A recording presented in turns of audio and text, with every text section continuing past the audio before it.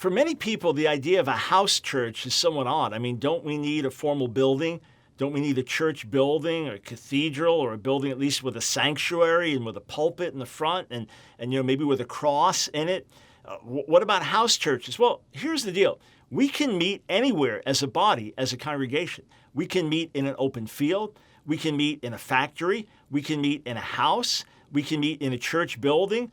You could meet in a mosque and have a room in the mosque where you secretly meet to follow Jesus. You could meet anywhere as believers. And often in New Testament days and the decades that followed, the most common meeting place was the home. Look at what Paul writes in Romans, the 16th chapter.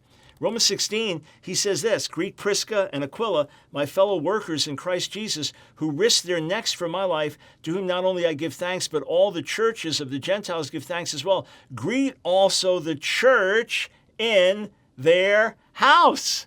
So this was common. A church is not a building. A church is the people, the believers. All right, so we gather together as believers in all different settings. As long as there are communities devoted to the Lord with godly leadership that's been raised up to shepherd or nurture, it can be in a house, it can be in a church building, it can be in an auditorium, it can be in an open field.